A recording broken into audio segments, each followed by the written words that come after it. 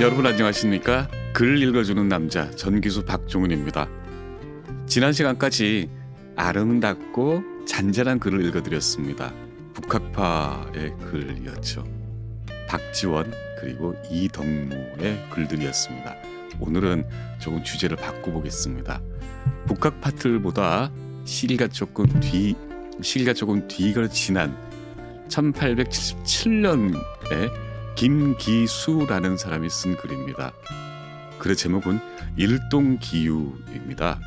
조선 정부와 일본 정부가 근대 조약인 강화도 조약을 체결을 하고 그 이듬해에 그 단예 답박 형식으로 1차 수신사 김기수를 일본으로 파견을 합니다. 그때 김기수가 듣고 본 바를 적어내린 글 이름이 일동기유입니다. 이 일동기유를 제가 읽어드린 이유가 있습니다. 지금으로부터 올해가 2022년이니까요. 한 150년 전 그때 당시 조선의 엘리트들이 근대를 마주하는 자세가 여기 적나라하게 잘 나와 있습니다. 제가 앞으로 음악은 부드럽고 잔잔한 음악을 깔겠지만 이 글 내용이 참 사무치는 바가 많습니다. 뭐라고 할까요? 우물 안의 개구리구나. 그리고 성리학이 500년 동안 조선의 지식세계 혹은 정신세계를 이렇게 압박을 해왔구나 라는 것을 느낄 수 있을 겁니다. 여기에 등장인물은 1차 수신사 김기수 그리고 일본의 모리야마 시게루 그리고 이노우에 가오루라는 일본의 외교관들입니다. 다 한일 양국에서 당시 근대화에 한 몫을 했던 사람들입니다. 특히 이 이노우에 가오루는 우리가 명성황후라 부르는 민비 암살 사건의 결정적인 뒤에 계획을 했던 그런 사람이기도 하죠. 조선에게는 그리고 대한민국에는 원흉이기도 하지만 일본에게는 근대화의 아버지이기도 합니다. 이 두 사람을 김기수가 만나서 한 행적을 한번 이 글을 통해서 보도록 하겠습니다.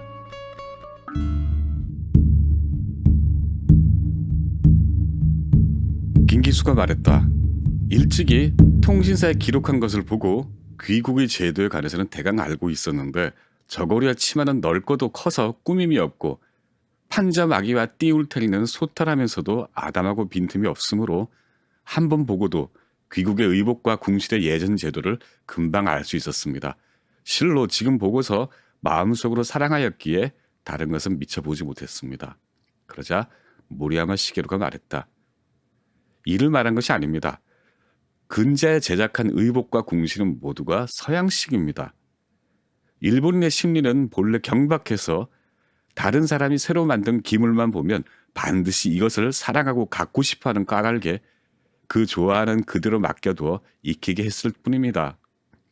또 전쟁에 나가고 배를 타는 데는 이 서양식 옷이 아니고는 될 수 없기 때문에 그 의복 제도를 따른 것이오니 이것 또한 그렇지 않을 수 없는 일입니다. 하였다. 그래서 나 김기수가 대답했다. 기구를 편리하게 만든 이유는 상가 말씀을 잘 들었습니다. 그런데 공의 말씀에 의복과 궁실은 백성들이 좋아하는 바에 따라서 허락하였다 했는데 내가 삼가 조롱을 해도 괜찮겠습니까? 그렇다면 공의 의복도 모두 서양식이니 공도 좋아하는 바가 있어서 이것을 한 것입니까? 하고는 이내 내가 크게 웃었다. 그러자 모리야마 대승도 크게 웃으면서 이리 말했다. 이는 마지못해 하는 것이니 이러한 전례는 조나라 무령왕이 있지 않습니까? 귀국의 의복 제도도 어찌 시대에 따라 변함이 없었겠습니까? 그러자 김기수가 이렇게 대답을 합니다. 우리나라의 의복은 변함이 없었습니다. 우리나라 시조 강원왕 태조 이성계는 명나라 고황제 태조 주원장과 나란히 건국해서 의복 제도를 한결같이 명나라 제도를 따라 만들었는데 지금까지 500년 동안 상하 귀천이 모두 같은 규제를 사용했으며 혹시 한 번도 변한 적이 없었습니다. 라고 답하였다. 그러자 대승이 말했다. 우리 일본은 사면의 적국이 있으니 또한 이것은 귀국과 비교가 안 됩니다. 우리가 고심하면서 이렇게 하는 것은 내외 산하를 지키고자 할 뿐이지 우리나라인들 어찌 이런 일하기를 좋아해서겠습니까? 하고는 일에 혀를 차며 오랫동안 탄식함으로 내가 이리 답하였다. 그 일은 걱정할 것 없습니다. 앞에 한 말은 농담입니다. 귀국이 고심하며 이 일을 하는 것은 우리도 벌써 촌탁한 지 오래입니다. 서운하게 생각하지 마십시오. 앞에 한 말은 그저 한번 희롱한 것뿐입니다. 하였다. 그러자 권대승, 일본의 외교부의 고위직입니다. 이 권대승 모리야마 시게루가 말했다. 이따금 나와서 여관에서 나와서 관람하여 기계에 편리한 것은 모방하고 제도에 타당한 것은 익히십시오. 이것은 공이 도모해야 할 일입니다. 지금 일본과 조선 두 나라가 마땅히 서로 애호해야만 할 것이오니 공이 이것을 보시고 진실로 모방하고 익히고자 하신다면 우리는 마땅히 힘을 다하여 우리의 의견을 알려드리겠습니다 하였다. 내가 답하였다. 대단히 감사합니다. 옛날 속담에 편리한 기계는 다른 사람에게 보여서는 안 된다라고 했는데 지금 귀국에서는 다만 이를 보여줄 뿐만 아니라 아울러 모방하도록 하니 귀국이 우리나라에 대해 특별히 애호하는 점이 있음을 알겠으며 또한 대국의 기풍이 너그럽고 치우침이 없음을 알겠습니다 했다. 그러니까 김기수가 한 말은 우리는 제도를 500년 동안 바꾸지 않았다라고 얘기를 한 것이었고 모리야마 시게루는 필요에 의해서 의복 제도는 물론 기계까지 다 서양 것들을 모방하고 있다. 조선이라는 나라에서도 이를 본받고 모방해 주기 바란다. 언제든지 도와주겠다. 라고 이야기를 한 겁니다. 모리야마 시게루가 말했다. 여관에서 매우 적적하실 텐데 나와서 함께 놀며 울적한 마음을 조금 풀지 않으시렵니까? 내가 대답하였다. 나는 성품이 본디 고요한 것을 좋아하여 실로 울적한 것이 고통이 되는지는 알지 못하므로 놀고 구경하는 일에는 흥미가 없습니다 하였다. 일본의 풍물을 익히고 돌아오라고 파견한 외교관 김기수가 나는 선비기 때문에 울적한 것은 알지 못하고 밖에 나가 노는 것을 좋아하지 않는다로 답을 한 겁니다. 그랬더니 모리야마가 이렇게 단호하게 대답을 하고 충고를 합니다. 답답하게도 공은 끝내 나의 고심함을 알지 못하십니까? 누가 공에게 구경만 시키는 것입니까? 지금 와서 두 나라는 한 집안이 되고 말았는데 일본은 사면이 모두 바다이므로 외적이 쳐들어오게 되면 대적해낼 수가 없어서 오늘날 지경에까지 이르게 됐습니다. 그러나 또한 한결같이 남에게 제어만 받을 수 없는 까닭으로 부국 강병의 술책을 다 써서 군대를 많이 두고 기계를 편리하게 만들기를 앞세워 지금에 와서는 병절도 정예하고 양식도 풍족하며 기계도 아주 새롭게 되었으니 거의 믿고 외적을 막을 수 있을 것입니다. 내가 생각건대 귀국, 조선 산천에 험준한 것은 우리나라보다는 훨씬 낫다고 하겠으나 오히려 앞바다에 외적이 들어닥칠 걱정이 많으니 전혀 방비가 없어서는 안 될 것입니다. 우리들이 구경하라고 누누이 말하는 것은 군 제도를 두루 살펴보아서 좋은 것은 계약하는 것이 한 가지 일이요. 기계를 자세히 보아서 편리한 것을 모방하는 것이 두 가지 일이요. 풍속을 두루 살펴봐서 채용할 것은 채용하는 것이 세 가지 일입니다. 조선에 돌아가시거든 확실하게 의논을 정하여 부국 강병을 도모하여 두 나라가 입술과 이처럼 서로 의지하여 외환을 방비하는 것이 우리들의 소망입니다. 라고 하였다. 이노우에 가오로는 봄에 강화도에 왔던 부관이었다. 내 관소로 와서 방문하고 나에게 이렇게 말했다.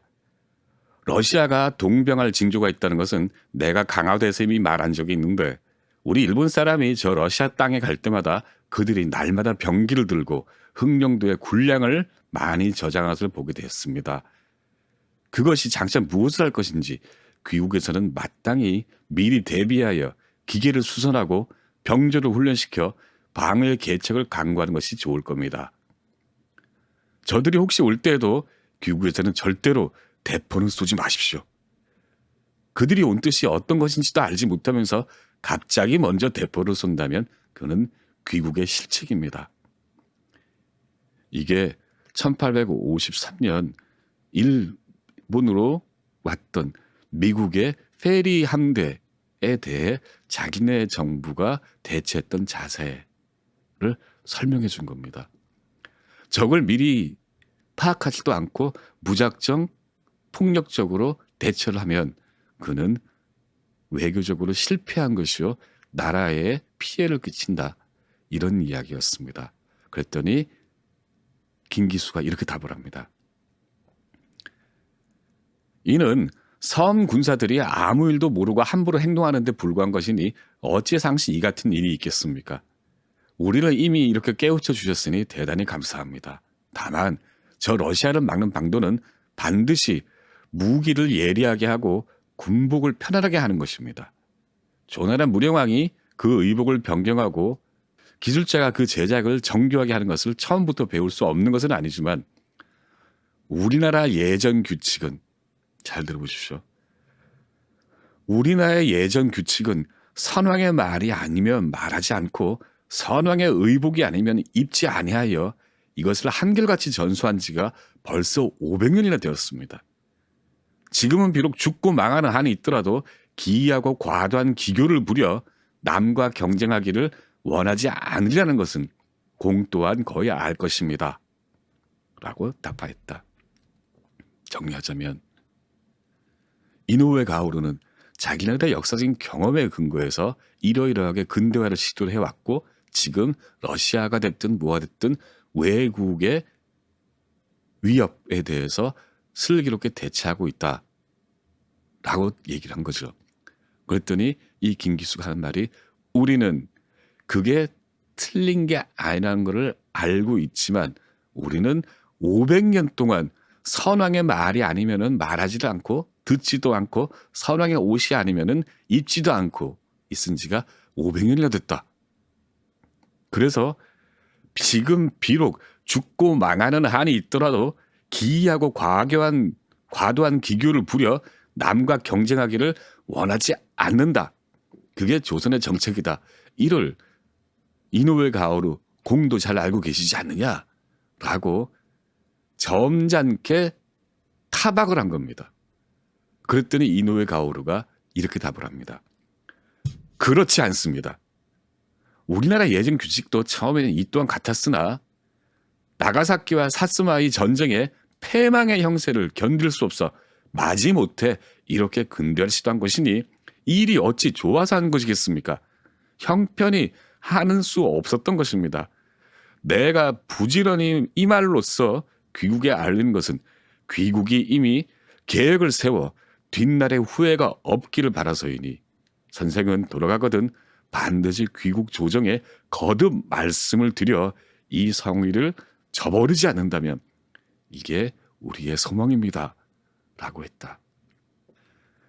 일본은 근대 들어서 역사적으로 러시아를 잠재적인 주적으로 삼아왔습니다. 그래서 이 조선을 부국하고 강병을 시켜서 러시아에 함께 대적하기를 바란다고 이노우에 가오루가 이야기를 한 겁니다. 물론 자기네들의 이기적인 외교 정책에 동참하라는 그런 속뜻이 숨어 있었죠. 그런데 이 조선에서 온 이 외교관은 이 모두를 거부를 하고 우리는 근대의 기교를 채택하지 않겠다. 500년 동안 유지해온 그 제도 그대로를 유지하면서 살겠다. 이를 얘기한 겁니다. 그때 이노우에 가오루가 조금은 한심하다는 듯이 절대 그렇지 않습니다라고 얘기를 하는 겁니다.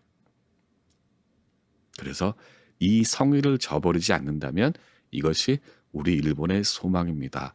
라고 완곡하게 김기수에게 근대화를 받아들이려고 이야기를 한 거죠. 그렇다면 왜 조정에서 고르고 고른 김기수란 사람이 이 잠재적인 적이요 그리고 근대화에 앞서 있는 일본으로 건너가서 이러한 행동을 보이게 됐을까요? 떠나기 전에 김기수가 가지고 있던 마음가짐이 무엇인지를 알아야 됩니다. 그리고 김기수를 떠나보내는 주변 사람들이 김기수에게 한 말을 잘 들어봐야 됩니다. 여기에는 본질적으로 근대화 혹은 오랑캐의 문물에 대한 거부감이 들어있습니다. 내가 수신사로서 일본에 가게 되자 전속 나온 사람들은 제각기 한마디씩 일러줬는데 사신으로서의 채무가 중대하니 자의로 유람을 다녀서는 안 된다 라고 하는 사람도 있었으며 오늘날 하는 일이 뒷날의 표적이 될 것이니 모든 유람이란 유람은 일체 사절하는 것이 옳다 라고 하는 사람도 있었다. 그러나 어떤 애 이렇게 말하기도 했다. 두 말이 다 옳긴 합니다. 사신으로서의 채무를 잊고 오직 유람만을 일삼아서도 안 되며 또 뒷날을 생각하지 않고 구차히 눈앞에 가로놓인 사장에만 이끌려도 안 되니 반드시 이 두 가지를 절충해서 유람해야 할 때는 유람하고 유람해서 안 될 때는 유람하지 않는 것이 좋을 것입니다. 하므로 나는 이렇게 물었다. 그렇다면 나에게 일러줄 말은 무엇입니까? 하고 재차 물었더니 그가 다음과 같이 말하였다. 그대의 이번 행차는 전번에 다른 사람 행차보다는 정세가 많이 달라져 있으니 일언, 일동, 일유, 일남이 대경, 대법에 벗어나서는 안 될 것이요. 또한 권도에 어긋나서도 안 될 것입니다. 저 일본인들은 장차 그대의 행차를 증빙자료로 삼아 천하에 성명할 심사내기 때문에 그 지론이 반드시 전일할 것이며 그 요구도 반드시 간절할 것이니 그대는 수레를 탄 사람처럼 앞을 단단히 잡고 뒤로 기대어 굳이 도리에 벗어나는 점이 없는 한 아직은 그들의 호감을 사둬야 할 것입니다. 만약 정색을 하고 핀잔을 준다든지 매몰스럽게 돌아선다든지 한다면 그것은 오늘의 전세로서 살펴볼 때 또한 변통 수 없는 자막 따위밖에는 되지 않을 겁니다. 나는 그 말에 깊이 감복하여 자고 쉬고 할 때면 항시 마음속에 되새기고 있었는데 뒤미쳐 에도에 도착하였다. 에도는 그들의 서울인지라 그들의 대부와 선비가 나와 교제한 사람들은 그전의 친구처럼 친절을 다하였다. 떠나기 전에 이 문물을 받아들이지 말고 받아들일 생각을 하지 말고 도를 지키라, 도리를 지키라, 체면을 지키라 라고 이야기를 한 겁니다. 그 뜻을 마음에 새기고 일본을 돌아다닌 겁니다. 그래서 이런 일이 벌어집니다. 여기는 육군성에 병학료 정조국이 있는데 지형이 편편하고 깊으며 화목과 천석도 많이 있었다. 옛날 사람의 이른바 마음의 만족을 주는 곳은 반드시 먼 데 있는 것이 아니라 깊숙한 숲속이면 곧 호복상을 갖게 된다고 한 것은 이런 데를 두고 한 말일 것이다. 소석정 위에서 점심 식사를 마치고 산보를 해서 한 곳에 이르렀다. 큼직한 집 앞에 벽돌로 쌓은 굴뚝이 있는데 그 높이는 하늘에 닿은 듯하므로 우러러 보았더니 정신이 아찔하였다. 뭘 봤을까요? 하늘을 찌를 듯한 집이 있었습니다. 그 집에 들어서니 집 한쪽 모퉁이에 커다란 화륜이 절반쯤 땅에 묻혀서 돌고 있는데 바로 증기기관에 있었던 겁니다. 바퀴가 돌 때마다 바퀴에 감긴 한 가닥의 포백 너비의 혁대가 따라서 빠르게 오르내리며 씩씩 소리를 내고 삐걱이는 것이 바로 천장 위에 닿았으므로 자세히 보니 굵직한 구리 쇠몽둥이에 혁대를 걸어가지고 혁대를 따라 도는 것이었다. 구리쇠 몽둥이 한쪽 머리는 혁대가 걸렸지만 다른 한쪽 머리는 한쪽 모퉁이로 뻗어서 이 집 밖의 집으로 나간 것 같기에 머리를 들고 그리로 가서 보니 과연 거기도 바로 이 구리 쇠몽둥이에 걸린 혁대가 있어 아래로 쳐져 내려가서 바퀴 한 개를 감고 있었다.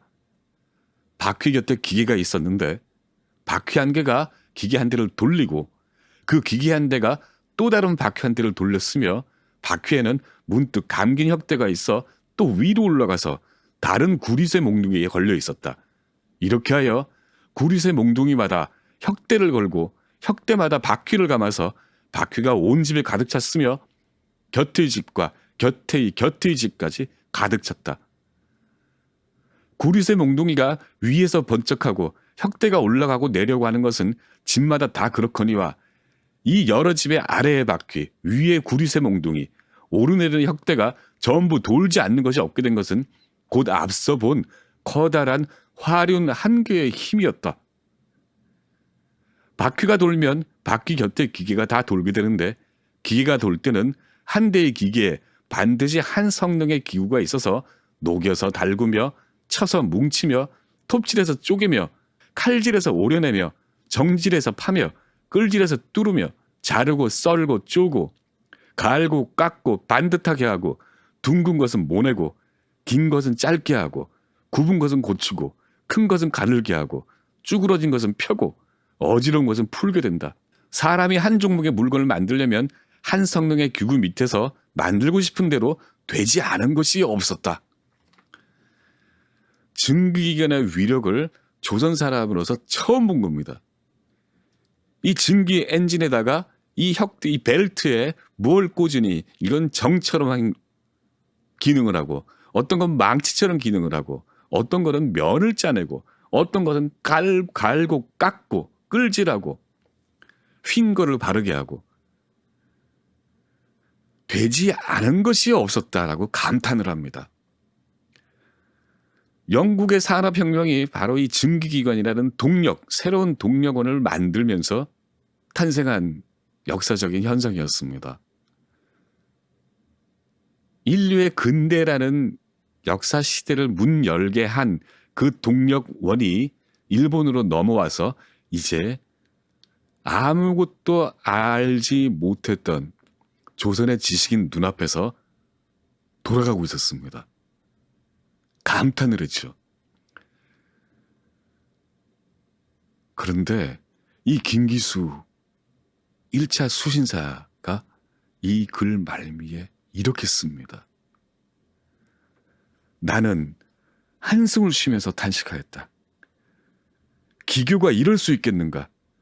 한 개의 화륜으로서 천하의 능사를 다 만들게 되니 기교가 어찌 이럴 수가 있겠는가? 이는 공자께서 말씀하시지 않은 괴이이니 나는 이것을 보고 싶지 않다.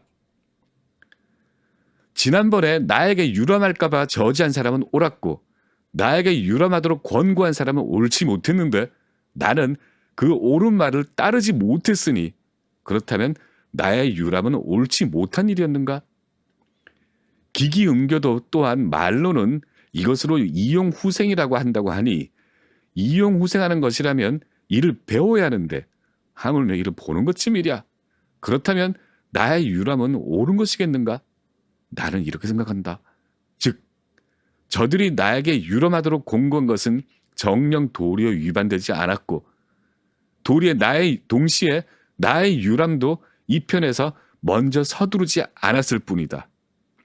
자, 눈앞에 어마어마한 기계가 있었습니다.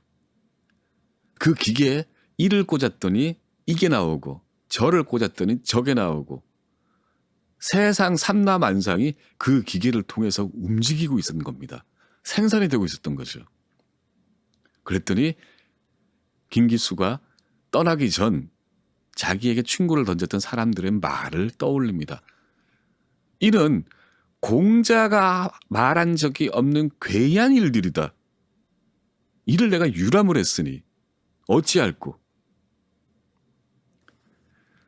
선왕이 한 말이 아니면 듣지도 않고 하지도 않았 채 500년을 살아왔던 그 지식인의 마지막 후예였습니다. 그 후예가 선왕이 보지도 못했기 때문에 하지도 못했던 말, 그 말의 바깥에 있는 어떤 현상을 보고 저렇게 당황해버리는 겁니다. 당황해서 내린 결론이 뭐였습니까? 나는 도리를 어긋나지 않은 행동을 한 것이다. 결국은 도를 건너가 버린 겁니다. 결국 김기수는 귀국을 해서 일동기유라는 책을 쓰고 이듬해 이게 간행이 됩니다. 이후에 근대 물결이 쓰나미처럼 몰려왔죠. 그때 만일에 김기수 그 이후에 있었던 2차 수신사 그리고 그 이후에 있었던 모든 일본과 교류했던 지식인들의 눈이 근대에 포커스가 맞춰 있고 조선의 권력자들이 그 일들, 그 보고서들을 채용을 했다면, 제대로 채용을 했다면 어떤 일이 벌어졌을까요? 참 궁금합니다. 오늘 글 읽어주는 남자 전기수 편에서는 1876년 일본으로 떠났던 1차 수신사 김기수의 근대를 맞이한 당혹한 태도를 읽어드렸습니다. 전기수 박종인입니다.